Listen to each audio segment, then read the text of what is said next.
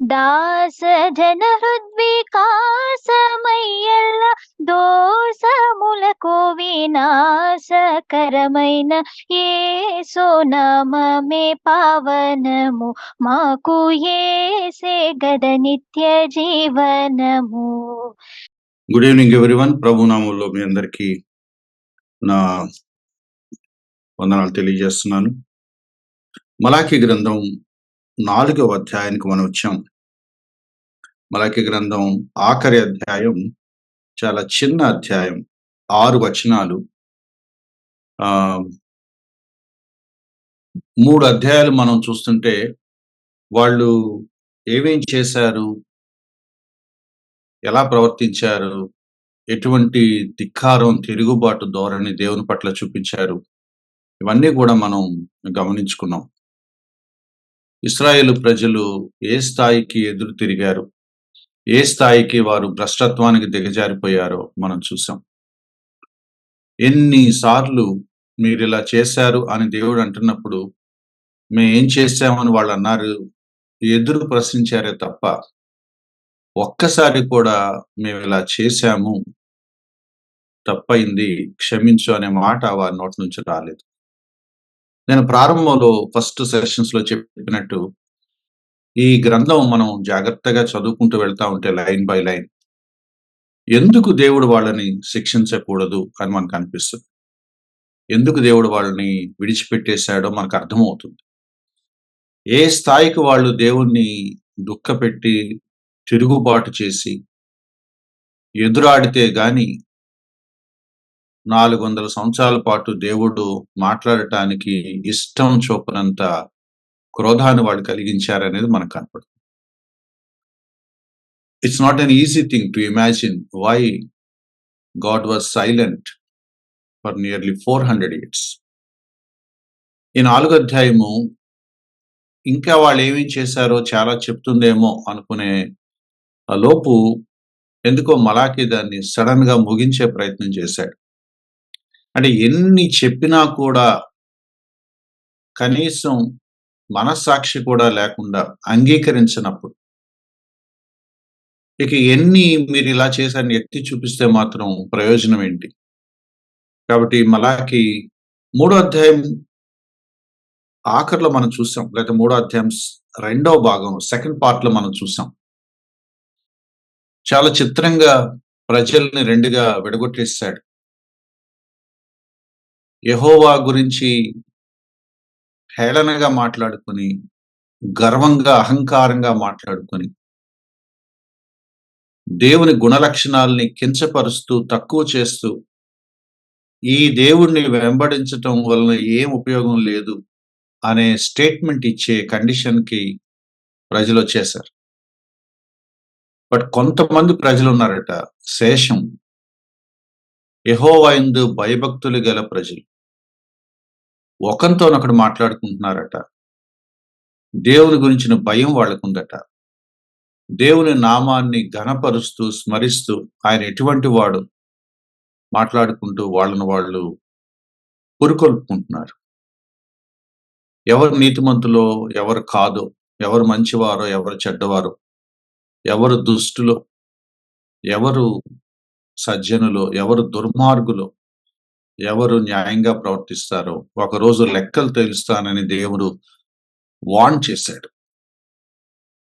తీర్పు దినం ఉంది, జాగ్రత్త పడండి అని దేవుడు హెచ్చరించాడు. అదే తీర్పు గురించిన మాటని 4వ అధ్యాయంలో కొనసాగిస్తున్నాడు. 1వ వచనంలో ఏలయనగా నియమింపబడిన దినం వచ్చుచున్నది, తీర్పు దినం రాబోతుంది. అది మనం 3వ అధ్యాయంలో చూసినట్టుగా ఎంత చదువుకున్నా కూడా చాలా సింపుల్ గా మనకు అది తీర్పు దినం, ఉగ్రత దినం అని స్పష్టంగా అర్థమవుతుంది. కాబట్టి అది అనివార్యంగా ఆయన సెకండ్ కమింగ్ లో సంభవించే సందర్భమే.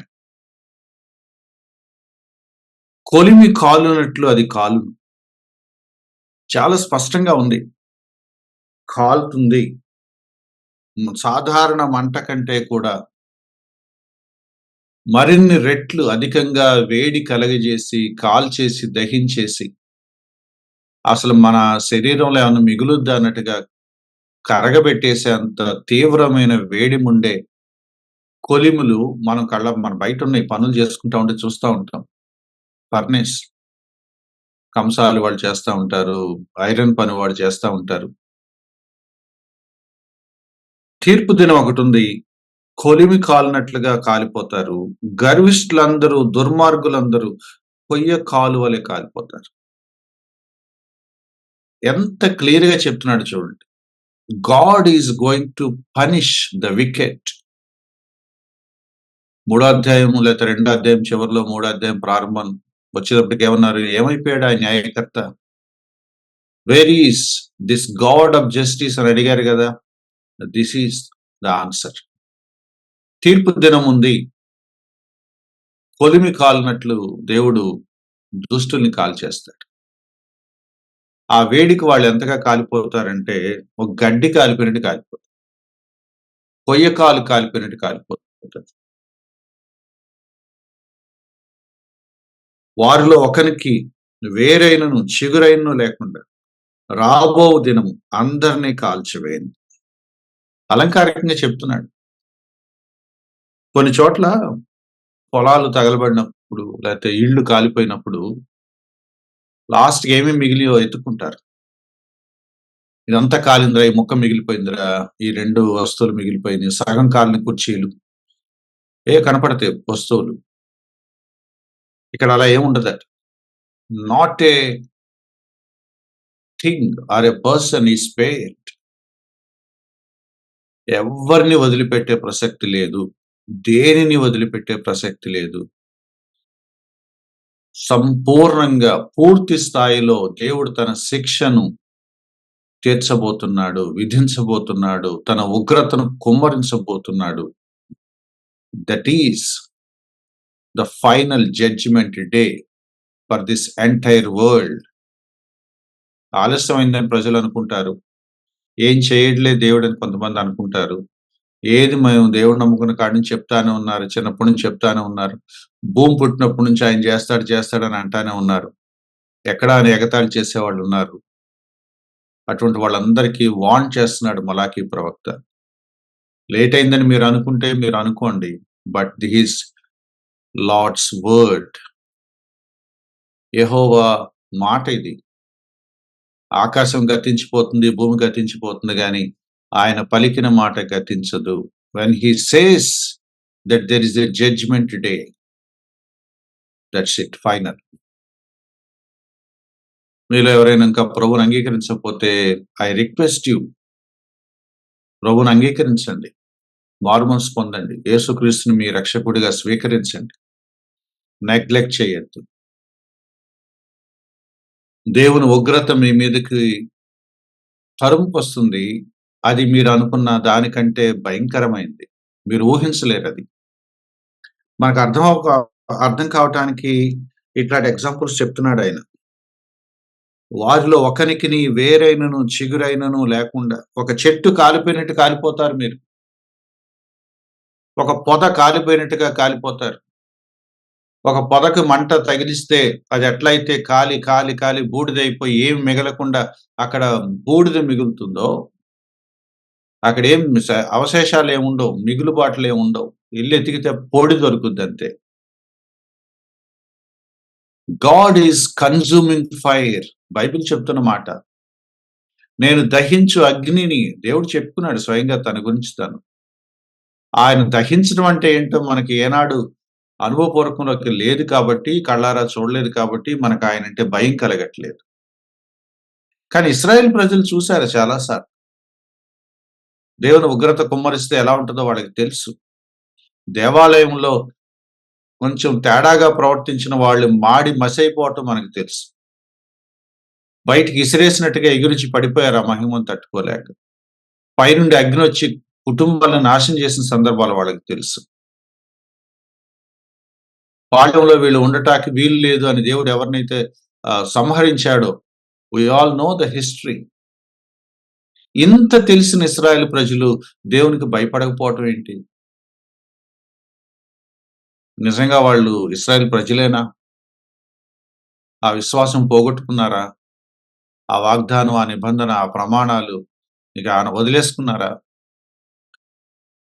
సజీవుడైన యెహోవా దేవుని నిబంధన ప్రభావం కంటే మించి అన్య దేవతల ప్రభావం వాళ్ళ మీద ఎక్కువగా ఉందా? ఏ స్థాయికొచ్చారో చూడండి. They are ready for judgement. ఈ మాటలు వింటున్నప్పుడైనా సరే ఎవరైనా గుండెలు బాదుకొని, మోకరించి, అయ్యో! మనం చేతులారా కొని తెచ్చుకుంటున్నాంరా, లేదురా మనం ఇలా చేయొద్దురా అన్న ఏమన్నా స్టోరీ చదువుతామా? లేదు. అటువంటివేమీ కనపడలేదు. రెండో వచనం అంటున్నాడు, అయితే నా నామమందు భయభక్తులు గలవారు. అనదర్ గ్రూప్ ఉన్నారు గదా! స్మాల్ గ్రూప్, రెమనెంట్, చిన్న మందలాంటి గ్రూప్, శేషం. వాళ్ళ గురించి చెప్తున్నాడు. ఎవరైతే యెహోవాను తిరస్కరించారో వాళ్ళకి తీర్పుంది. ఎవరైతే యెహోవా యందు భయభక్తులు కలిగి తమ విశ్వాసాన్ని నిలబెట్టుకుంటూ ఆ శేషించిన చిన్న గుంపులో ఉన్నారో వాళ్ళ గురించి మాట్లాడుతున్నాడు. మీకు నీతి సూర్యుడు ఉదయించును. ఇది చాలా ఫ్యాసినేటింగ్‌గా ఉంది. అంటే మూడో అధ్యాయంలో నేను నా దూతను పంపిస్తాను, తర్వాత ప్రభువును పంపిస్తాను, యేసుక్రీస్తు వారిని పంపిస్తాను అనే ప్రస్తావన వచ్చినప్పటికీ అది తీర్పుకు సంబంధించిన మాటలే కనపడుతున్నాయి. ఆయనొస్తాడు, వాళ్ళని ప్యూరిఫై చేస్తాడు, వాళ్ళని సాంక్టిఫై చేస్తాడని ఉంది. ఇక్కడ చాలా బ్యూటిఫుల్ మాటుంది. నీతి సూర్యుడు వస్తాడు. సన్ ఆఫ్ రైచియస్, సూర్యుడు. ఈ సూర్యుడు ఉదయించినప్పుడు ఆ నీతి మన మీదకి అలా పరుచుకుంటుంది. Whoever believes in him will be justified. యెహోవా యందు భయభక్తులు గలవారు ఎవరి కోసమైతే ఎదురు చూస్తున్నారో ఆ నీతి సూర్యుడు వస్తాడు ఒకరోజు. అండ్ ఆయన నీతి వాళ్ళ మీద పరుచుకుంటుంది. అండ్ వాళ్ళు కూడా నీతిమంతులు అవుతారు. వాళ్ళను ఆయన నీతిమంతులుగా తీర్పు తీరుస్తాడు. They will be justified by faith. విశ్వాసం ఉంచని వారికి తీర్పు, ఉగ్రత. విశ్వాసం ఉంచిన వారికి నీతిమంతులుగా అయ్యే ఒక ఆపర్చునిటీ ఉంది. తీర్పు దినాన 2 గుంపులున్నాయి. ఎవరైతే నీతి సూర్యుడిని ఆశ్రయించారో వాళ్ళు సేఫ్‌గా ఉంటారు. ఎవరైతే నీతి సూర్యుడిని ఇంకా కలుసుకోలేదో వాళ్ళు ఆ శిక్షను అనుభవించక తప్పదు. ఈ నీతి సూర్యుడు ఏం చేస్తాడంటే ఉదయించడం అంటే సూర్యుడు తన లైట్ మన మీద వేస్తాడు. మన లైఫ్‌లో ఉన్న చీకటంతా వెళ్ళిపోతుంది. తన వెలుగును మనకు చూపిస్తాడు. ఒక బ్రైట్ డే లైట్‌లో మన జీవితాలు మనం గడిపేలాగా మనల్ని విమోచిస్తాడు. ఎంత బ్యూటిఫుల్ పిక్చర్ ఇక్కడుందంటే ఆయన రెక్కలు ఆరోగ్యాన్ని కలుగచేస్తాయి.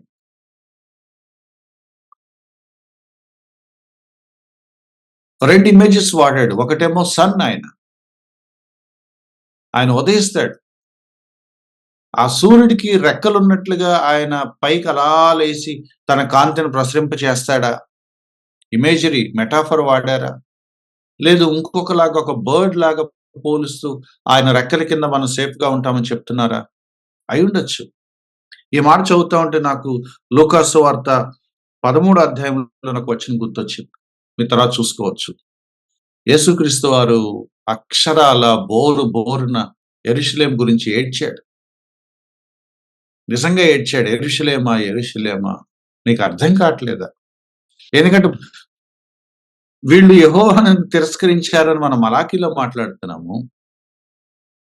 400 సంవత్సరాల తర్వాత అదే ప్రజలు లేకపోతే వాళ్ళ వారసులు ఆ నీతి సూర్యుడిని వదిలేశారు. ఆ నీతి సూర్యుడిని వద్దనుకున్నారు. ఆయన ఆళ్ళ కోసం ఏడ్చాడు. ఎలా చెప్తే మీకు అర్థమవుతుందిరా అని ఆయన విలపించాడు. విలపించాడు. యెరూషలేమా, యెరూషలేమా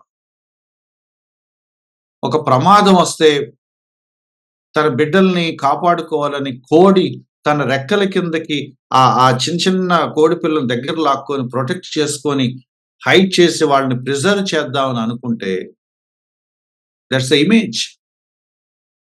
ఏదో జరుగుతుంది, ఎవడో తోలుకొస్తే ఎవడో పట్టుకుంటాకు వస్తున్నాడు, లేకపోతే సంథింగ్ ఈస్ హ్యాపెనింగ్. ఆ కోడి, పెద్ద కోడి, ఆ తల్లి కోడి తన బిడ్డలనట తన రెక్కల కిందకి తీసుకొని కప్పిపుచ్చేసి నో వరీస్ అని అందామని అనుకుందట. అలా నేను మిమ్మల్ని దగ్గరికి తీసుకొని నా రెక్కల కింద ప్రొటెక్ట్ చేద్దాం అనుకున్నాను. దేని నుంచి ప్రొటెక్ట్ చేస్తాడు? From the coming wrath of God. But of no use. What a tragic scene in the gospels. నేను మిమ్మల్ని దేవుని భయంకరమైన ఉగ్రత నుంచి తప్పించటానికి వచ్చాను యెరూషలేము ప్రజలారా. నా రెక్కల కింద మిమ్మల్ని దాచిపెట్టుకొని ప్రొటెక్ట్ చేద్దాం అనుకున్నాను. దగ్గరికి తీసుకొని సేఫ్‌గా ఉంచుదాం అనుకున్నాను. బట్ మీరు విననొల్లరు. మీరు రాలేదు. ఆయన రెక్కల కింద ఆరోగ్యం ఉంది. ఆయన రెక్కల కింద క్షేమం ఉంది. ఆయన రెక్కల కింద భద్రత ఉంది. ఆయన రెక్కల కింద నిత్యత్వానికి సంబంధించిన రక్షణ ఉంది. Eternal salvation. ఆయనందు భయభక్తులు గలవారు ఆ నీతి సూర్యుడు ఉదయించినప్పుడు ఆయన దగ్గరికి వెళ్ళిపోతారు. ఆయన కౌగిలించుకుంటారు. ఆయన దగ్గర ఉండిపోతారు. మీలో ఇంకా ప్రభువుని అంగీకరించిన వాళ్ళు ఉంటే నేను మళ్ళీ మళ్ళీ గుర్తు చేస్తున్నాను. Don't neglect the saviour. It is too dangerous. ఇంత గొప్ప రక్షణ నిర్లక్ష్యం చేసి ఎలా తప్పించుకుంటామని మీరు అనుకుంటున్నారు అని హెబ్రీ పత్రిక 2వ అధ్యాయం వార్న్ చేసింది. How dare you neglect the saviour and do you think that you escape from him? మనకు అర్థం అవట్లేదా? దేవుడి నుంచి మనం తప్పించుకోగలమా? దేవుడి నుంచి మనం తప్పించుకోగలమా? ఐగుప్తుకి ఆయన తెగుళ్ళు పంపినప్పుడు గుట్టలు గుట్టలు పేలొచ్చి జీవితాన్ని నరకయాతన చేసినప్పుడు పేళ్లనే తప్పించుకోలేకపోయాం కదా మనం.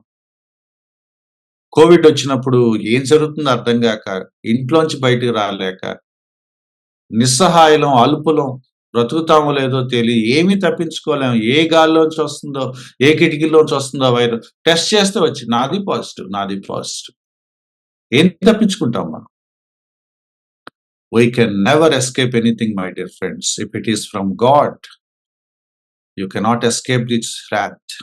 యేసుక్రీస్తు వారు నేటికి చాలా మందిని అలాగే పిలుస్తున్నాడు. నా రెక్కల కిందకి మిమ్మల్ని లాక్కొని కప్పిపెట్టి దాచిపెడదాం అనుకుంటున్నాను. బట్ మీరు వింటలేదు. నిజంగా నీతి సూర్యుడిని అంగీకరించిన వాళ్ళు, నిజంగా యేసుక్రీస్తుని తమ రక్షకుడిగా అంగీకరించిన వాళ్ళు ఎంత ఆనందంగా ఉంటారో చెప్తున్నాడు. I like this word. మీరు బయలుదేరి కొవ్విన దూడలు గంతులు వేస్తున్నట్టు గంతులు వేస్తారు. If you believe in him you will really rejoice. మీలో ఎంతమందికి అనుభవం ఉందో నాకు తెలీదు. నేను దేవుణ్ణి నమ్ముకున్నప్పుడు I literally jumped and danced. ఆ ఆనందం, ఆ ఏంటి అది, ఆ ఇంటర్మీడియట్ వయసులో ఆ పరలోకపు ఆనందం నా హృదయాన్ని నిండినప్పుడు నేను దాన్ని భరించలేకపోయాను. I literally jumped and walked and danced like anything. మా అమ్మది ఏంట్రా, ఏమైందిరా? నేను యేసుక్రీస్తు ప్రభువుని అంగీకరించాను. I met a savior who really died for me, who really has forgiven me, who really loves me. నాకు రక్షకుడు దొరికాడమ్మా. నన్ను క్షమించాడు, నన్ను ప్రేమించాడు, నా కోసం మరణించాడు, నా పాపాలు క్షమించాడు, నన్ను నీతిమంతుడిగా తీర్చాడు, నన్ను తన కుమారుడిగా చేసుకున్నాడు, నాకు నిత్య జీవాన్ని ఇచ్చాడు. ఏమి ఇవ్వలేదు ఆయన. ఆయన ఏమేమి ఇచ్చాడో నువ్వు లిస్ట్ రాసుకుంటూ వెళ్తా ఉంటే ఆ లిస్ట్ అవుతుందా? And every believer will jump and dance like anything. Two groups of people, మలాకి ముందు చెప్తున్నాడు, అయ్యా నీతి సూర్యుడు వస్తాడు. కొంతమంది ఆయనను చూసి గంతులేస్తా బ్రతికేస్తారు, ఆనందంగా బ్రతికేస్తారు, సెలబ్రేషన్ లాగా బతుకుతారు. Because they are safe in his hands. And there are some other people who never believed in him, who never accepts him. కొయ్యకాల్లాగా, పొట్టులాగా, గడ్డిలాగా ఏమి అవశేషాలు మిగలకుండా కాలిపోతారు. Two Destiny's. ఆ నీతి సూర్యుడిని చూసి సంతోషించి వేడుక చేసుకునే ప్రజలుంటారు. ఆ తీర్పు దినాన పూర్తిగా ఏమి మిగలకుండా సంపూర్ణంగా నాశనం అయిపోయే ప్రజలుంటారు. That's the final statements of Malachi. ఏం చెప్తున్నాడు తెలుసా? ఇశ్రాయేల్ ప్రజలారా, ఏ గుంపుకు మీరు చెందుతారు? ఏ గుంపుకు మీరు చెందుతారు? యెహోషువ ఒక టైంలో తేల్చుకోండి అన్నాడట. నేను నా ఇంటి వారు వి హావ్ డిసైడెడ్ యెహోవాను సేవిస్తాం. ఇదిగో లైఫ్ మీ ముందు, డెత్ మీ ముందు. తేల్చుకోండి మీరు. మేమైతే మా కుటుంబం అయితే ఇలా తేల్చుకుంది. మలాకి కూడా అలాగే పెడుతున్నాడు. ఇదిగో 2 destinies. If you believe in him, eternal life. If you don't believe in him, eternal wrath. తెలుసుకోండి. No no other way. No middle way. No middle way. Warn చేస్తున్నాడు. తీర్పు దినం గురించి చాలా బ్లాక్ అండ్ వైట్ మాట్లాడేశాడు. యేసుక్రీస్తు వారి గురించి కూడా మాట్లాడేశారు. ఇంకొక ఫ్యాసినేటింగ్ థింగ్ చెప్తున్నాడు. 3వ వచనం. నేను నియమింపబో దినమున దుర్మార్గులు మీ పాదముల కింద ధూళి వలె ఉందురు. మీరు వారిని అణగదొక్కుదురు. ఇది ట్విస్ట్ అన్నమాట. ట్విస్ట్ అన్నమాట. ఏమైపోయాడు ఈ దేవుడు? ఎక్కడ న్యాయం చేస్తున్నాడు? ఏం పట్టించుకుంటున్నాడు? దుర్మార్గులు వర్ధిల్లుతారు. చెడ్డవారంటే ఆయనకి ఇష్టం. దౌర్జన్యాలు చేసే వాళ్ళని ఆయన దీవిస్తాడు అని మాట్లాడారు కదా. So this is the final picture. మీరు ఎవరి గురించి అయితే మాట్లాడుతున్నారో ఆ దుర్మార్గులందరూ తీర్పుకు గురవుతారు. ట్విస్ట్ ఏంటో తెలుసా? ఆ దుర్మార్గులకి తీర్పు తీర్చేది, ఆ దుర్మార్గుల్ని అణగదొక్కేది, ఆ దుర్మార్గుల్ని మీరిలా చావండ్రా అని స్టేట్మెంట్ ఇచ్చి తీర్పు చేసి శాసనం జారీ చేసేది ఇదిగో ఈ స్మాల్ గ్రూప్ లో ఉన్న శేషంలోని ప్రజలు. అథారిటీ నేను వాళ్ళకి ఇస్తాను. They are going to cater justice. They are going to distribute the justice to the people. They are going to demonstrate my righteousness over them. యేసుక్రీస్తు వారు తన శిష్యులతో అన్నారు ఒక సందర్భంలో, మీరేంటి? మీరు భవిష్యత్తులో లోకాన్ని తీర్పు తీస్తారని మీరు మర్చిపోయారా? అపోస్తలుడు అన్నాడు కొరింథీ సంఘానికి రాస్తూ, మీరు అవిశ్వాసుల దగ్గరికి వెళ్ళి సెటిల్మెంట్లు చేయటం ఏంటయ్యా? You are chosen people, you are redeemed people, you are bought by the blood of Christ. మీరు లోకానికి తీర్పు తీరుస్తారని మీరు ఎరుగరా? వన్ డే ఈ దరిద్రపైన ప్రపంచం, ఈ భ్రష్టమైన ప్రపంచం, ఏ ప్రపంచంలో అయితే మనకు బ్రతకటం కష్టం అనుకుంటున్నామో, ఏ ప్రపంచంలో అయితే, ఏ సమాజంలో అయితే మనం క్రైస్తవులుగా బతకటం కనా కష్టం అని అనుకుంటున్నాం, ఆ ప్రపంచం మొత్తానికి మనం ఒక రోజు నిలబడి తీర్పులు ప్రకటించి విధించే ఒక డ్యూటీ దేవుడు మనకేస్తున్నాడు. విల్ బికమ్ సమ్ అథారిటీస్, ఒక రెస్పాన్సిబుల్ పొజిషన్ లో పెడతాడు. ఆయన విశ్వాసం ఉంచిన వాళ్ళ రండి, నౌ ఈ డ్యూటీ మీకు అప్ చెప్తున్నాను, ఇదంతా మీరు ఇంప్లిమెంట్ చేయండి. భవిష్యత్ ప్రపంచం మనకు అర్థం కాదు మై డియర్ ఫ్రెండ్స్. మొదటి వారు కడపటి వారు అవుతురు, కడపటి వారు మొదటి వారు అవుతురు. ప్రపంచం తలకిందులైపోతుంది. ఎవరెవరు ఏమైపోతారో, బళ్ళు ఓడలు అవుతాయి, ఓడలు బళ్ళు అవుతాయి. రాజులు తీర్పులోకి వస్తారు, పేదలు రాజులు అవుతారు.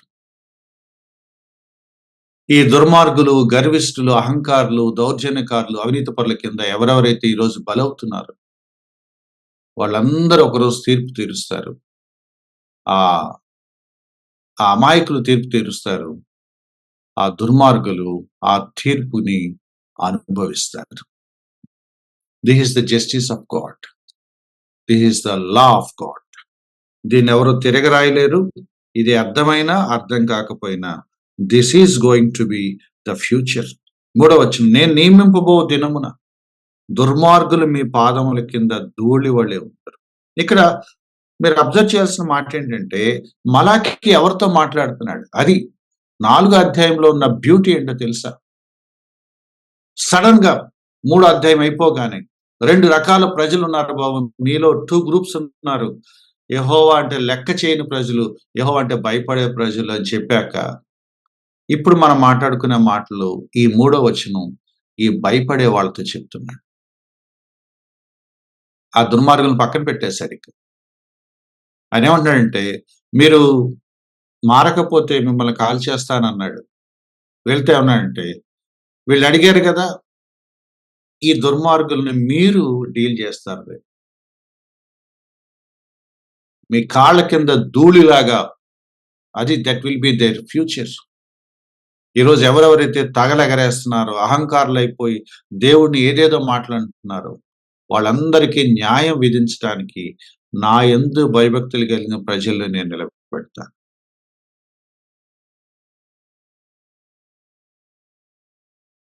That is God's justice. Victims చూడండి, చూడండి విక్టిమ్స్ జడ్జెస్ అవుతారు.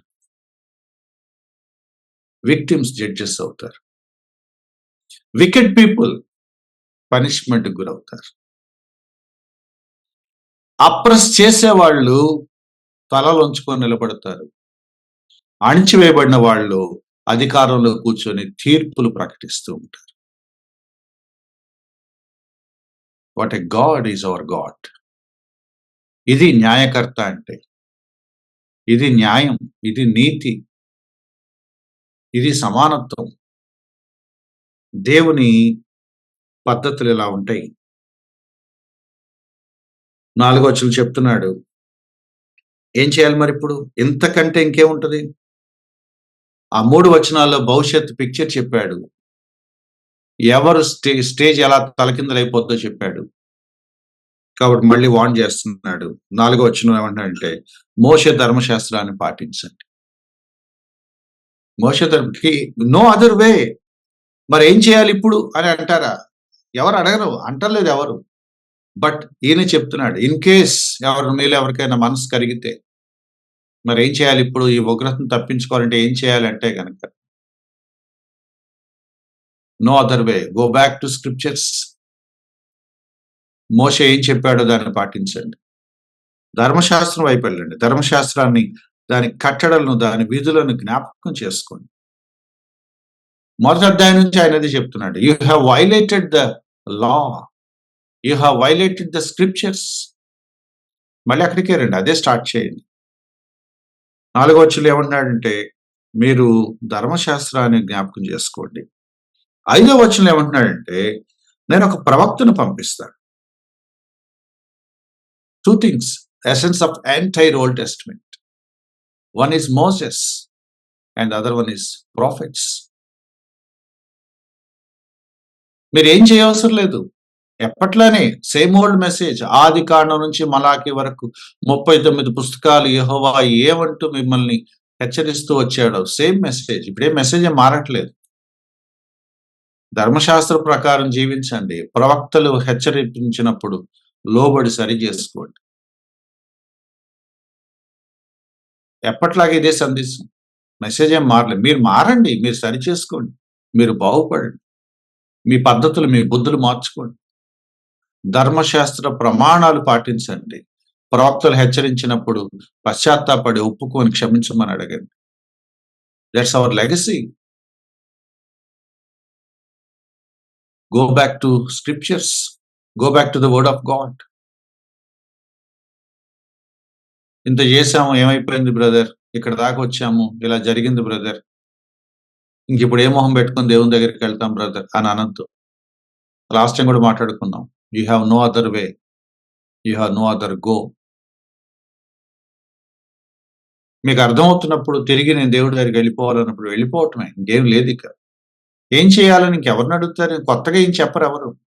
ఇప్పుడు ఏం చేయాలి? ఏం చేయటానికి ఏం లేదు. Go back to God. ఆయన ముందు పడిపోండి, ఆయన కాళ్ళ మీద పడిపోండి, పశ్చాత్తాపడండి. ఆయన వాక్యమే ప్రమాణం, ఆయన హెచ్చరికలే మనకు దిక్కు, ఇంకేమి లేవు. Go back. ఆర్ఆర్కే మూర్తి గారు చాలా బ్యూటిఫుల్ గా అన్నాడు, చమత్కారంగా అన్నాడు, బట్ చాలా పవర్ఫుల్ గా అన్నాడు ఆయన. పడితే పడ్డావు గాని లేచి మళ్ళీ సిలువ దగ్గరికి వెళ్ళి పడు అన్నాడు. నాకు జీవితంలో చాలా హెల్ప్ చేసిన స్టేట్మెంట్. చమత్కారం ప్రాస కోసం వాడాడు, but it's a powerful profound statement. పడితే పడ్డావు కానీ మళ్ళీ లేచి నువ్వు ఎక్కడికి వెళ్ళాలి? సిలువ దగ్గరికి వెళ్ళి అక్కడ పడు. You repent before God, no other way. కొంతమంది దుర్బోధకులు ఈ ఏలియా లేకపోతే ఈ ప్రవక్తని స్టోరీలు అల్లేశారు. ఈ 5వ వచనంలో యెహోవా నియమించిన భయంకరమైన మహాదినం రాకమునుపు నేను ప్రవక్త ఏలియాని మీ దగ్గర పంపుదును. మనం ఆర్డర్లో చదువుకుంటా వస్తే సింపుల్.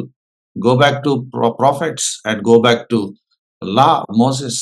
ధర్మశాస్త్రం వెనక్కి ప్రవచన గ్రంథాల దగ్గరికి వెళ్ళిపోండి, వాక్యం దగ్గరికి వెళ్ళండి అని ఒక అర్థం, సింపుల్.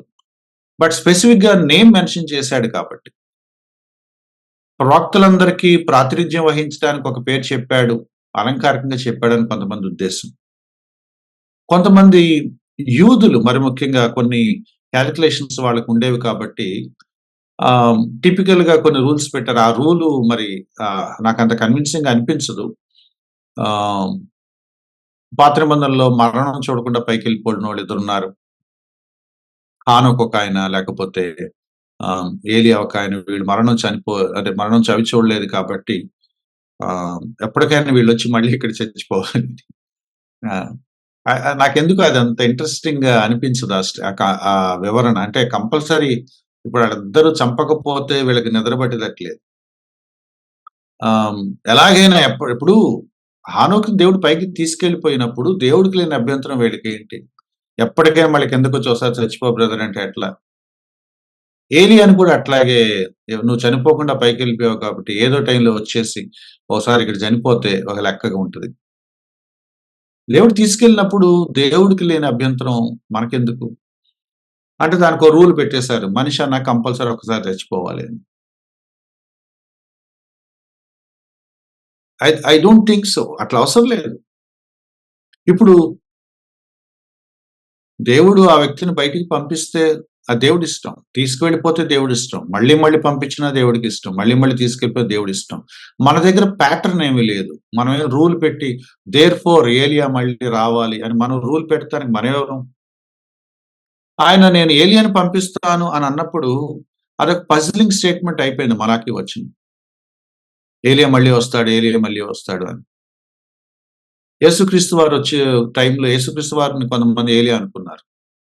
ఆయన ఏలి ఏలి లామా సబక్తా అని అన్నప్పుడు ఆ పదం, ఆ యాస, అరామిక్ యాసను వాళ్ళు ఏలియాని పిలుస్తున్నాడా అని కూడా ఆలోచించారు. బాప్తిస్మీ చౌహాన్ దగ్గరికి వెళ్ళినప్పుడు నీవు ఏలియావా అని కూడా అడిగారు వాళ్ళు. ఆయన కాదన్నాడు. కానీ ఒక సందర్భంలో యేసుక్రీస్తు వారు ఏమన్నారంటే ఏలియా బాప్తిస్మీ చౌహానే అన్నారు. అంటే the kind of ministry, the kind of heart. పునర్జన్మల జోలికి వెళ్ళమాకండి మై డియర్ ఫ్రెండ్స్. ఏలియా మళ్ళీ పుట్టాడు ఇట్లా అనమాకండి. ఏలియా లాంటి పరిచర్య, లేకపోతే ఏలియా లాంటి రోషం పాత నిబంధన కాలంలో అగ్ని కురిపించే అంత ఫెరోషియస్ గా, రోషంగా పనిచేసే ఒక ప్రాఫెట్ బాప్తిస్మీ చౌహాన్.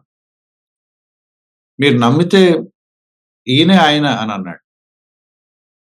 సో ఇక్కడ పాయింట్ ఏంటంటే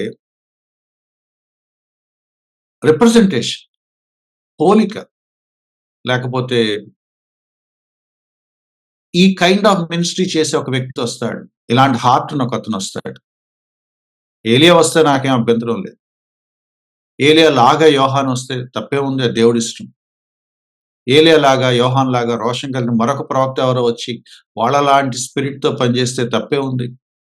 సో లిటరల్ గా ఏలియానే వస్తాడు అనే సిద్ధాంతం దగ్గర మనం అయిపోవద్దు. ఏలియా వస్తే నాకు సంతోషమే, I really want to see him. But దాన్ని ఒక ప్యాటర్న్ చేసి, ఒక రూల్ పెట్టేసి, అదేంటో మనకు తెలియని దాన్ని సిద్ధాంతంగా చేయొద్దు. విలియం బ్రన్హామ్ అనే ఒక అబద్ధ బోధకుడు 5 సార్లు ఏలియాని ప్రస్తావించాడు. ద 5 కమింగ్స్ ఆఫ్ ఎలైజా అనే దుర్బోధ వాళ్ళ సంఘాలు ఇప్పటికీ వ్యాప్తి ఉంది. ఏలియానే ఎలీషాగా వచ్చాడని. ఎలియా శిష్యుడు ఎలీషా అని మనకు తెలుసు. ఆయన నుంచి ఈయనకి ఇంపార్ట్ అయిందని చెప్పి ఈయనే ఏలియా అని అన్నారు. అంటే ఎలీషా కూడా ఏలియానే అయిపోయాడు. దాన్ని వాళ్ళు ఎంత వివరణ ఇచ్చినా కూడా అది అబ్సర్డ్, వినటానికి బాగాలేదు. ఏలియా, ఎలీషా కూడా ఏలియాని, బాప్తిస్మీ చౌహాన్ ఏలియాని, 4 ఏలియా విలియం బ్రన్హామ్ అంట. ఆయన గారు భూమి మీదకి వచ్చి ఇక్కడ పరిచయం చేశాడు. 4వ ఫేజ్ లో ఆయన ఏలియా అంట. అండ్ 5వ ఫేజ్ లో మళ్ళీ ఏలియా మళ్ళీ వస్తాడట. ఎన్నిసార్లు వస్తాడు? ఏమన్నా అర్థం ఉందా? మలాకి గుండెలు బాదుకుంటూ మెసేజ్ చెప్తా ఉంటే, దేవుడు ఒకవైపు తన క్రోధాన్ని అణుచుకుంటూ, ఒకవైపు తన దీర్ఘశాంతాన్ని కనపరుస్తూ, బాబు మీరు చేయి దాటిపోతున్నారురా, మీ భవిష్యత్తు ఇలా ఉందిరా. నేను మిమ్మల్ని ఉగ్రత పాలు చేయనా, నీతి సూర్యుడి చేతికి అప్పచెప్పనా, మీరు తేల్చుకోండిరా అని అంటా ఉంటే, ఈ ఏలియా ఎవరని మనం డిస్కస్ చేస్తున్నామంటే, ఇది కాదా భ్రష్టత్వం? మెయిన్ మెసేజ్ ఎవరు? మెయిన్ మెసేజ్ ఏంటి? Main figure of the passage ఎవరు? ఎవరా నీతి సూర్యుడు? ఆ నీతి సూర్యుడు వస్తే నిజంగా నా జీవితం గంతులేస్తదా? ఆ నీతి సూర్యుడు వస్తే నిజంగా నాకు ఆరోగ్యం కలుగుద్దా? రక్షణ కలుగుద్దా? వెలుగు దొరుకుద్దా? ఈ నీతి సూర్యుడి దగ్గర పరిగెత్తుకుంటూ వెళ్ళిపోయి ఆయన రెక్కల కింద చేరుకోవాలని మనకు అనిపించదా? అది వదిలేసి ఎవరు ఏలియా? ఎన్ని సార్లు వస్తాడు? ఆ ఏలియా ఎప్పుడొచ్చాడు? ఇదే మనం మాట్లాడేది. Don't you see the deviation? మలాకి ఏం మాట్లాడుతున్నాడో అది వదిలేసి మలాకి గ్రంథం అంతా పోయింది. దుఃఖంతో విధారంగా దేవుడు మాట్లాడుతూ, నా ప్రజలేంటి ఇలా అయిపోతున్నారు? హౌ లాంగ్ అని దేవుడు బాధపడుతూ ఉండే, ఒక బరువెక్కిన హృదయంతో లాస్ట్ చాప్టర్‌కి ప్రవక్త తీసుకొస్తే, ఇయన్నీ వదిలేసి విలియం బ్రన్హామ్‌కి అంటగట్టేసి 5 సార్లొచ్చాడు, 4 సార్లొచ్చాడు, 3 సార్లొచ్చాడు. సందర్భం వచ్చింది కాబట్టి చెప్తున్నాను. ఈ గద్ద బొమ్మలేసిన పుస్తకాలు చదవమాకండి. విలియం బ్రన్హామ్ అని ఆయన ఒక worst false preacher. Don't follow him. ఆయన పుస్తకాలు మీ ఇంట్లో ఉంటే బయట పడేసి తగలబెట్టేయండి. Never follow him. నేనే దేవుడినని ఇండైరెక్ట్‌గా చెప్పుకునేవాడు అబద్ధ బోధకుడు కాకుండా ఎలా ఉంటాడు? నేనే క్రీస్తునని చెప్పుకునేవాడు అబద్ధ బోధకుడు కాకుండా ఎలా ఉంటాడు? Don't trust him. ఇంత సీరియస్ చాప్టర్‌లో ఇంత సీరియస్ మెసేజ్‌ని వదిలేసి, ఏలియా చుట్టూ తిరిగి, ఏలియాని విలియం బ్రన్హామ్‌కి అంటగట్టేసి, జీవితాల్ని పక్కదారి పట్టించుకునే సంఘాలు వేలు వేలున్నాయి మన ప్రాంతాల్లో. I really pity for them. ఏమంటున్నాడో చూడండి. Back to Moses, back to prophets. దాని రిజల్ట్ ఏంటో తెలుసా? 5వ వచనం, యెహోవా నియమించిన భయంకరమైన మహాదినము రాకమునుపు I will send my prophet. This is the God of Bible. నేను ఒక పక్క తీర్పు తీరుస్తానని చెప్తున్నాడు. భయంకరమైన ఉగ్రత దినం ఉందని చెప్తున్నాడు. అది మీరు తట్టుకోలేరు అని చెప్తున్నాడు. కొలిమిలో కాలినట్టు కాలిపోతారని చెప్తాడు. 3 అధ్యాయంలో చెప్పాడు, 4 అధ్యాయాలు చెప్పాడు. ఆ దినాన్ని ఎవరు ఓర్చుకోగలరు అని 3rd చాప్టర్‌లో క్వెషన్ చేశాడు. భయంకరమైన దినం అని 4th చాప్టర్‌లో చెప్తున్నాడు. బట్ 3rd చాప్టర్‌లో చెప్పిన మాటే మళ్ళీ 4th చాప్టర్‌లో చెప్తున్నాడు. ఆ తీర్పుకు ముందు నేను నా దూతను పంపిస్తాను. నా ప్రవక్తను పంపిస్తాను. I will send my saviour, my prophets, my messengers to warn you. To warn you. మళ్ళీ అవకాశం ఇస్తాడు. మళ్ళీ వినిపిస్తాడు. బాబు మారు మనసు పొందండి అని మళ్ళీ చెప్పిస్తాడు. ఎంత అవసరం ఆయనకి? ఆ భయంకరమైన నియమించిన ఆ భయంకరమైన దినం రాకమునుపు నేను మళ్ళీ ప్రాఫెట్‌ని పంపిస్తాను. మళ్ళీ అతను మిమ్మల్ని హెచ్చరిస్తాడు. మళ్ళీ తన మెసేజ్ వినిపిస్తాడు. మళ్ళీ మిమ్మల్ని యెహోవా వైపు మరల్చటానికి తన వంతు ప్రయత్నం తను చేస్తాడు. బయట మనం పనికిమాలిన ప్రవచనాలు వింటున్నాం. ఇది ప్రవక్త చేసే పని ఇది. A prophet warns you of the coming wrath of God. ఈరోజు మీరు టీవీల్లో బయట మీటింగ్‌లో చూస్తున్నారు కదా! రకరకాల ప్రవక్తలని. ఒక్క దరిద్రుడైనా సరే, ఈ మాట నేను కావాలనే వాడుతున్నా. Have you ever heard any so called prophet of this days pronouncing the wrath of God, preaching the wrath of God? దేవుని ఉగ్రత రాబోతుంది, మారు మనసు పొందండి, మీ పాపాలు ఒప్పుకోండి, విశ్వాసం ఉంటండి, పశ్చాత్తాపడండి, రక్షకుడిని వేడుకోండి, లేకపోతే తీర్పుకు గురవుతారు, నిత్య నరకం మీకోసం వేచి ఉంది. ఎవరైనా చెప్తున్నారా? This is the prophecy. యెహోవా నియమించిన భయంకరమైన మహాదినము రాకమునుపు ప్రవక్తలొస్తారు. ఏం మాట్లాడతారు? వార్న్ చేస్తారు. మీదకు తరుముకొస్తున్న ఆ ప్రచండమైన ఆ జడ్జిమెంట్ డే గురించి వార్న్ చేస్తారు. సరిచేసుకోండి, మారండి, పశ్చాత్తాపడండి. బాప్తిస్మిచ్చే యోహాను ఎలా స్టార్ట్ చేశాడు తన పరిచర్య? పరలోక రాజ్యం సమీపించున్నది, మారుమనసు పొందండి. యేసుక్రీస్తు వారు ఎలా బోధించాడు? పరలోక రాజ్యం సమీపించుంది, మారుమనసు పొందండి. పరలోక రాజ్యం సమీపించింది అంటే ఏమనుకుంటున్నారు మీరు? వచ్చేసింది, హెవెన్ వచ్చేసింది అనుకుంటున్నారా? జడ్జిమెంట్ వస్తుందని కదా దాని అర్థం. కింగ్డమ్ ఆఫ్ గాడ్ దగ్గరికి వస్తుందంటే అర్థం ఏంటంటే జడ్జిమెంట్ దగ్గర అయింది. మనం తీర్పుకు దగ్గర అవుతున్నాము. ఉగ్రత మన మీదకి వచ్చేస్తుంది. మారుమనసు పొందండి, మారుమనసు పొందండి. ట్రూ ప్రాఫిట్ ఏం చేస్తాడంటే తీర్పు గురించి హెచ్చరిస్తాడు.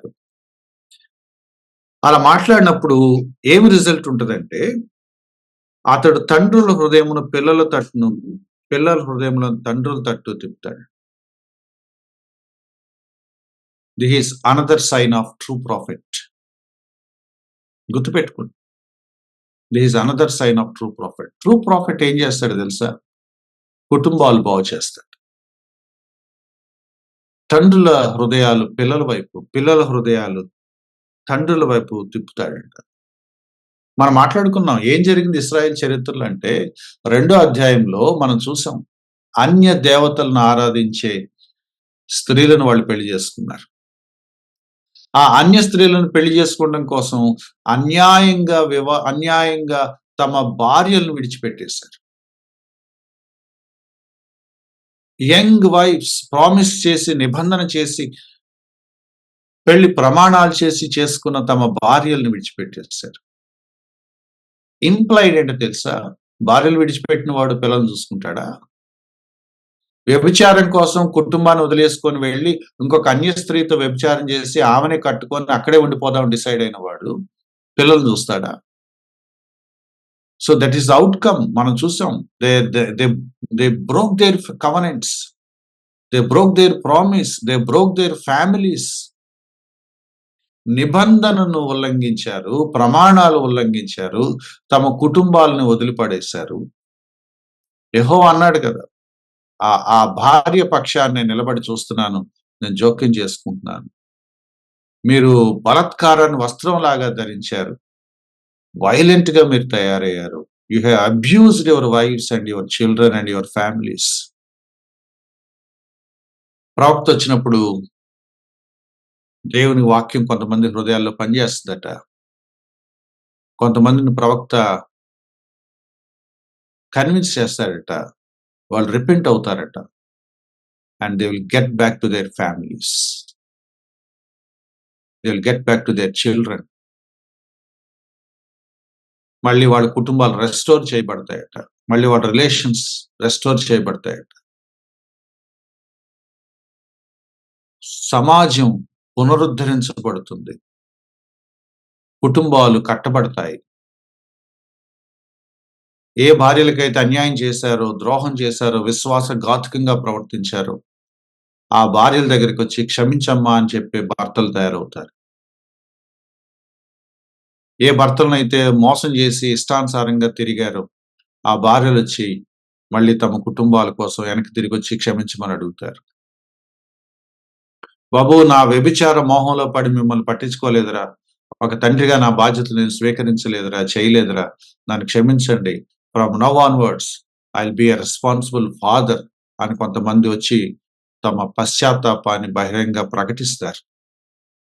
And there will be some sons and daughters, తల్లిదండ్రుల దగ్గరికి వచ్చి కాళ్ళ మీద పడిపోయి, forgive me dad, forgive me mother, ఇక నుంచి అలా చేయను అని పశ్చాత్తాపడే పిల్లలు వస్తారు. That is the power of gospel, my dear friends. That is the true prophecy, my dear friends. That is the power of God's word, my dear friends. ఈ దొంగ ప్రవక్తలకి చెప్పండి ఈ సంగతులు. ఒక్క కుటుంబాన్ని కట్టమని చెప్పండి, ఒక యంగ్ టీనేజ్ పీపుల్‌ని దారిలోకి తీసుకురమ్మని చెప్పండి. త్రోవ తప్పి, మార్గం తప్పిపోయి, భ్రష్టత్వంలోకెళ్ళిపోయిన భర్తల్ని బాగు చేయమని చెప్పండి. విశ్వాసఘాతకానికి బాగుపడిన భార్యల్ని రక్షణలోకి నడిపించమని చెప్పండి. That is true message of the prophet. And final word చాలా బాధ కలిగించే మాట. యెహోవా తీర్పు దినాన్ని నియమించాడు. నేను ప్రవక్తను పంపిస్తాను. అతడొచ్చి మీకు ప్రకటిస్తాడు.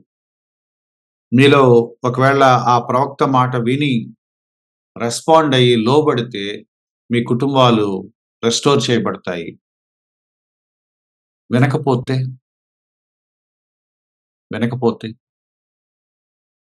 Same old thing. దేవుడు ఎక్కడ నీళ్లు నవ్వడండి. దేవుడు ఎక్కడ నీళ్లు నవ్వడు. ఆయన గుండె పగిలిపోతున్నా కూడా క్షమాపణ గురించి మాట్లాడుతూనే ఉంటాడు. తీర్పు గురించి, న్యాయం గురించి మాట్లాడుతూనే ఉంటాడు. ఇంకా అక్కడ మొహాట పడుతుంది ఏం లేదు. ఇక్కడి దాకా వచ్చే మొహాట ఏముంది? భయంకరమైన తీర్పు దినాన్ని నేను రెడీ చేశాను. That is my justice. ఒక నీతి సూర్యుడిని మీకోసం పంపిస్తున్నాను. That is my grace. ఒక ప్రాఫిట్ మీ దగ్గర పంపిస్తున్నాను. That is my another chance giving to you. కొన్ని వందల వేల అవకాశాలు ఇచ్చాను. మళ్ళీ ఇంకో అవకాశం ఇస్తున్నాను. అయినా కూడా ఇప్పటికీ కూడా మీరు వినకపోతే మీరే కోరి ఆ ఉగ్రతను తెచ్చుకుంటున్నారు. ఆ మాట చూడండి. నేను వచ్చి దేశమును శపించకుండా ఉండాలంటే మీరు మారాలి. మీరు మారలేదంటే వాట్ డస్ ఇట్ మీన్? నేను వచ్చాక ఆ దేశాన్ని శపిస్తాను. తెలుగులో మనకు అర్థం అవటం కోసం రాశారు. ఇంగ్లీష్‌లో ఏముంటుందో తెలుసా? ఆ ప్రాఫిట్ వచ్చినప్పుడు వాళ్ళ తండ్రుల్ని పిల్లల వైపు, పిల్లల తండ్రుల వైపు మరలుస్తాడు. If they don't, they will be cursed. Bible పండితులు ఏమన్నారు తెలుసా? పాత నిబంధన గ్రంథం ఆఖరి మాట ఏంటంటే, నేను మిమ్మల్ని శపిస్తాను. What a tragedy.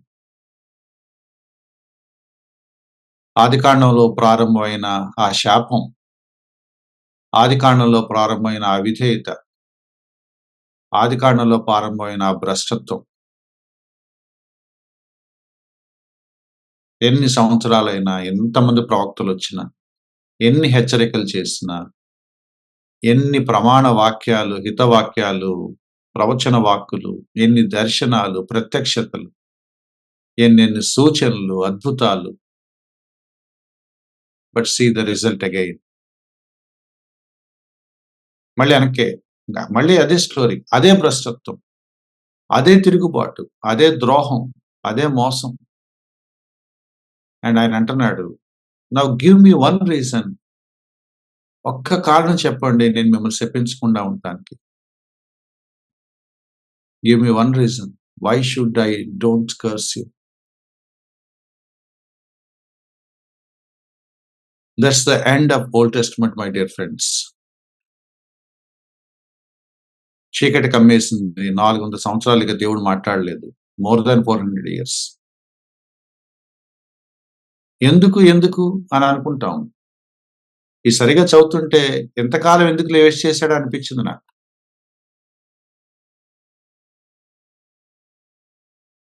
మలాకి దాకా ఎందుకు ఆగాడు ఆయన అనిపించింది నాకు. ఆయన ఏనాడో సంహరించేయచ్చు కదా.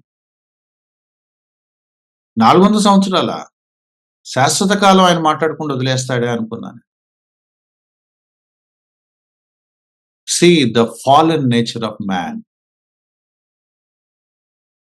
తీర్పుందని ఆయన చెప్పాడు. రక్షకుడిని పంపిస్తున్నానని చెప్పాడు. ప్రవక్తను పంపిస్తున్నానని చెప్పాడు. రెస్టోర్ చేస్తాడు. తన రెక్కల కిందకు లాక్కొని కాపాడుతాడు. ఇటర్నల్ సాల్వేషన్ ఇస్తాడు. ఆరోగ్యంగా మీరుంటారు. స్పిరిచువల్‌గా బ్రతుకుతారు. గంతులేస్తా జీవిస్తారు. నిత్య జీవాన్ని అనుభవిస్తారు. మీ కుటుంబాలు బాగుపడతాయి. మీ తల్లిదండ్రులు, మీ పిల్లలు బాగుపడతారు. కుటుంబాలు బాగుపడటం అంటే అర్థం ఏంటండి? సొసైటీ బాగుపడటం అని కాదా? మీ సమాజం మారిపోద్దయ్యా. యెహోవా యందు భయభక్తులు కలిగిన ప్రజలు ఎలా ఉంటారో ఈ సమాజంలో చూపించే ఒక అవకాశం. And you are not at all interested in that.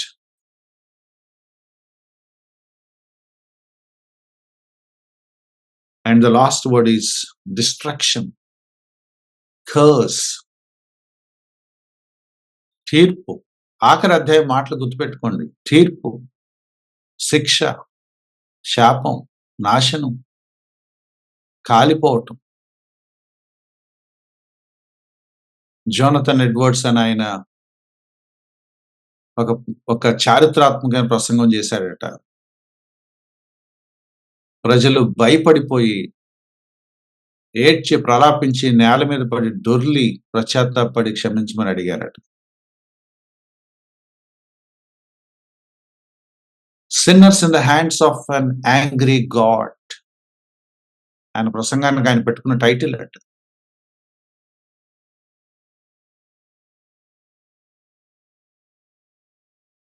క్రోధంతో నిండిపోయిన దేవుని చేతిలో మనం ఉన్నాం. ఇలా పట్టుకున్నాడు మనల్ని ఆయన అంతే. ఏ క్షణాన మనల్ని ఆయన తన ఉగ్రతతో ఏమైనా చేయొచ్చు. ఏం చేస్తాడో మనకు తెలియదు. ఎప్పుడైనా చేయొచ్చు. Any time. బైబిల్ అందుకే వార్న్ చేస్తుంది. నేడే రక్షణ దినం, నేడే రక్షణ దినం, నేడే రక్షణ దినం. పోస్ట్‌పోన్ చేయొద్దు. బట్ ఆ నీతి సూర్యుడు వచ్చాడు. నీతి సూర్యుని ప్రజలు అంగీకరించలేదు. Same old story. కొంతమందే ఆయన్ని ఆశ్రయించారు. ఆయన రెక్కల కింద కొంతమందికి ఆరోగ్యం దొరికింది, క్షేమం దొరికింది, రక్షణ దొరికింది. ఆయనందు విశ్వాసం ఉంచిన వారు రక్షించబడ్డారు. And one day he is coming again. One day he is coming again. తీర్పు తీరుస్తాడు. Same message, same message. ఎవరు తనవారో, ఎవరు తనవారు కారో లెక్కలు తెలుస్తాడు. ఎవరి కొరకు ఈ వేడి కొలిమి అగ్ని గంధకాల నరకం ఏర్పాటు చేయబడిందో వాళ్ళు దాంట్లోకి వెళ్ళిపోతారు. ఎవరు ఆయనందు విశ్వాసం ఉంచారో వాళ్ళు ఆయన హత్తుకుంటారు. ఒక గ్రేట్ సెలబ్రేషన్ లోకి వెళ్తారు. ప్రకటన గ్రంథం ఆఖరి అధ్యాయం కూడా ఇదే చెప్తుంది. మలాకి చెప్పిన మాటలే ప్రకటన గ్రంథం కూడా చెప్తుంది. No change my dear friends. కాలం పొడిగించాడంతే. మళ్ళీ మళ్ళీ ఛాన్స్ ఇచ్చాడంతే. 400 ఇయర్స్ నేను మాట్లాడలేదని మీరు వంక పెడతారేమో. 2000 ఇయర్స్ మీకు ఛాన్స్ ఇచ్చానని చెప్తున్నాడు. బాల్ ఎప్పుడు అటే ఉంటది. ఆయన అవకాశం ఇవ్వడు మనకి. మనం నిరుత్తరులం. No excuse.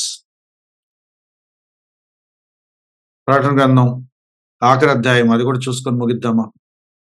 ప్రకటన గ్రంథం ఆఖరి అధ్యాయం 22వ అధ్యాయం. చాలా స్పష్టమైన మాటలు ఉన్నాయి. నేను ఎక్కడెక్కడ చదువుతున్నాను. ప్రకటన గ్రంథం 22వ అధ్యాయం 11వ వచనం. అన్యాయం చేయవాడు ఇంకను అన్యాయమే చేస్తాడు. వాడిని అలా వదిలేయండి. అపవిత్రుడైన వాడు ఇంకా అపవిత్రుడిగానే ఉంటాడు. ఉండనివ్వండి. నీతిమంతుడు ఇంకా నీతిమంతుడిగా ఉంటాడు. పరిశుద్ధుడు ఇంకా పరిశుద్ధుడిగానే ఉంటాడు. Black and white 2 groups. ఇక ఎంత చేసినా మారిన వాడు ఇక మారడు. వదిలేయండి వాడిని. ఇదంతా అర్థమై మారిన వాడు మారినట్లుగానే ఉంటాడు. ఏం పర్లేదు. సేఫ్. పశ్చాత్తాపడిన వాడు అలాగే ఉండనివ్వండి. వాడు పశ్చాత్తాపంలో, విశ్వాసంలో, నీతిలో కొనసాగుతాడు. మారుమనసు పొందిన వాడిని అలాగే వదిలేయండి. వాడి అన్యాయంలో, వాడి పాపంలో వాడు అలాగే ఉంటాడు. లాస్ట్‌కి వస్తే వాడు చెప్తున్నాడు. 14వ వచనం. జీవ వృక్షమునకు హక్కు గలవారై. దేర్ ఆర్ సమ్ పీపుల్, వాళ్ళకి హక్కు ఇచ్చాట దేవుడు. They claim it. ఎంత ఆనందంగా ఉంది చూడండి ఆ మాట. ఆ ఎటర్నల్ లైఫ్ కొంతమందికి దేవుడట ఒక రైట్ ఇచ్చినట్టు ఇచ్చాడంట. ఇది నాకిచ్చావుగా ప్రభా అని అడిగేంత చనువిచ్చాడట వాళ్ళకి. వాళ్ళు సంతోషంగా లోపలికెళ్ళిపోతారట. ఆ గుమ్మాల గుండా ఆ పట్టణంలోనికి ప్రవేశిస్తారట. And they are blessed. ధన్యులు. అండ్ కొంతమందున్నారట. కుక్కలు, మాంత్రికులు, వ్యభిచారులు, నరహంతకులు, విగ్రహారాధకులు, అబద్ధాన్ని ప్రేమించి జరిగించిన ప్రతివాడు వెలుపడినంటారు. ఈ ఆ పదాలను మనం ఒక డిస్క్రైబ్ చేయలేం. దేవుడే వద్దనుకున్నవాడు ఇలాగే ఉంటాడు. దేవుడొద్దు అనుకున్నవాడు ఇలాగే ఉంటాడు. లాస్ట్‌కొచ్చేటప్పటికి అంటున్నాడు. 21 వచనం. 21 వచనం. ప్రభువైన యేసు కృప పరిశుద్ధులకు తోడైయుండును గాక. మలాయాకు ఆఖరి వచనం ఏంటో తెలుసా? ఎవరైతే వినలేదో, మారలేదో, లోబడలేదో వాళ్ళని శపిస్తాడు. ప్రకటన గ్రంథం లాస్ట్ మాట ఏంటో తెలుసా? ఎవరైతే విన్నారో, విశ్వాసం ఉంచారో, లోబడ్డారో ఆ పరిశుద్ధులకు ఆయన కృప తోడైయుండు. Grace for the believers, curse for the unbelievers. పాత నిబంధన వేరు, కొత్త నిబంధన వేరు కాదండి. ఒకటే, కంటిన్యూషన్ అంతే. మెసేజ్ మారలేదు మై డియర్ ఫ్రెండ్స్. అదే సేవియర్, అదే సన్ ఆఫ్ రైచియస్‌నెస్, అదే చాయిస్. అప్పుడు అదే చాయిస్ మలాకి ఇచ్చాడు. ఇప్పుడు అదే చాయిస్ యోహాన్ చెప్తున్నాడు. ఏం మారలేదు. Gospel is the same. యేసుక్రీస్తు అనే రక్షకుడిలో విశ్వాసం ఉంచితే ఒక సెలబ్రేషన్‌లో ఇటర్నిటీ గడిపేస్తావు. ఆయన వద్దనుకుంటే శాపాన్ని అనుభవిస్తావు. Malachi ends with the word curse, and Revelation ends with the word grace. ఈ మాటలు చెప్తున్నప్పుడు నాకు ఒకవైపు బాధగా ఉంది, ఒకవైపు సంతోషంగా ఉంది. బాధ ఏంటంటే కొంతమందికి సువార్త అర్థం కాలేదు, అందుకు బాధ. సంతోషం ఏంటంటే ప్రైజ్ గాడ్, నాకు సువార్త అర్థమైంది. ఆ గ్రేస్ నా మీదకి దేవుడు కుమ్మరిచ్చాడు. I'm really thankful to God. I really praise God for His grace on me. At the same time, మీదకు పెద్ద విపత్తులాగా తరుముకొచ్చి ముంచుకొచ్చేస్తున్న ఉగ్రత గురించి మాట్లాడేవాళ్ళు కావాలి. ఇంకొంతమందిని, తండ్రుల్ని, పిల్లల్ని, కుటుంబాల్ని, భార్యల్ని, భర్తల్ని ఆ ఉగ్రత నుంచి, ఆ శాపం నుంచి ఈ కృప వైపు, ఈ నిత్యజీవం వైపు తీసుకొచ్చే ప్రవక్తలు కావాలి. Let me close here, my dear friends. మనందరి జీవితాలు ఒక మాటలో చెప్పాలి అంటే either curse or grace. Either curse or grace. విశ్వాసం ఉంచావా? నీ లైఫ్ అంతటికి ఒక పదం పెట్టుకోవచ్చు, గ్రేస్. విశ్వాసం ఉంచలేదా? నీ లైఫ్ అంతటికి ఒక పదం పెట్టొచ్చు, కర్స్. మారుమనసు పొందిన వాళ్ళు, కృపను అనుభవించిన వాళ్ళు, కృపను పొందుకున్న వాళ్ళు, ఇంకా మారుమనసు పొందని వారు శాపంలోనే ఉన్నారు, మరింత శాపాన్ని పొందుకుంటారు. నా తల్లిదండ్రులు అంటే మా మా మా తండ్రి చనిపోయిన కొంతకాలానికి, ఒక 2 yearsకి మా అమ్మ చనిపోయింది. మా నాన్నగారి సమాధి మీదే ఇంకొక లేయర్ లాగా ఒక స్టెప్ పైకి మా అమ్మది కూడా పెట్టేసాం. ఒకే చోట ఇద్దరు ఉంటారని. నాకెందుకో రెండిటికి ఒకే నేమ్ ప్లేట్ రాయాలని అనిపించింది. I don't want to separate them. ఒక నేమ్ ప్లేట్ పైన ఆయన, ఒక నేమ్ ప్లేట్ కింద ఈమెకి పెట్టడం బాగోదని ఒకే నేమ్ ప్లేట్ రాశాను ఇద్దరికి. ఆయన పేరు, ఆమె పేరు రాశాను. Jesus died for them two. Jesus died for them two. పెద్ద వాక్యం తెలియదు మా తల్లిదండ్రులకి. పెద్ద తెలియగల వాళ్ళు కాదు. పెద్ద ఇంటెలెక్చువల్స్ కాదు. పెద్ద పరిచర్య, సేవా సంఘాలు, మినిస్ట్రీస్ తెలీదాళ్ళకి. సాధారణంగా బ్రతికారు, సాధారణంగా చనిపోయారు. కాకపోతే దేవుడిని నమ్ముకున్నారు.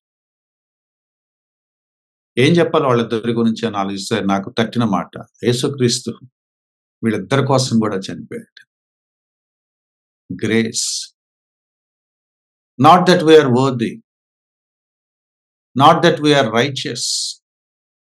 మనం నీతిమంతులమనో, యోగ్యులమనో, బాగా బ్రతికామనో, మంచిగా దేవుడిని సంతోషపెట్టామనో కాదు మై డియర్ ఫ్రెండ్స్.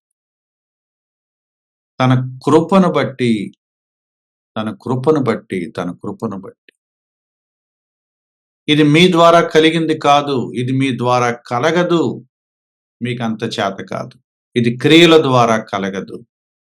ఇది కృప ద్వారానే. మన జీవితాల టైటిల్ ఒకటే, grace. If it is not grace, then it is inevitably curse. అది కృప కాకపోతే అనివార్యంగా అది శాపమే అవుతుంది. మధ్య మార్గం లేదు మై డియర్ ఫ్రెండ్స్. వీళ్ళు ఇంకెవరైనా ప్రభుని అంగీకరించకపోతే మళ్ళీ అడుగుతున్నాను ఈరోజు. I think this is the third time. మళ్ళీ అడుగుతున్నాను. యేసుక్రీస్తు పాదాలు పట్టుకుంటేనే మీకు గత్యంతరం. లేకపోతే యూ విల్ హ్యావ్ ఏ భయంకరమైన భవిష్యత్తు నీ కోసం ఎదురు చూస్తుంది. భయంకరమైన ఉగ్రత నీ కొరకు ఎదురు చూస్తుంది. దాన్ని తప్పించుకునే మార్గం, దాన్ని తప్పించే రక్షకుడు యేసుక్రీస్తు మాత్రం. Thank you. God bless you.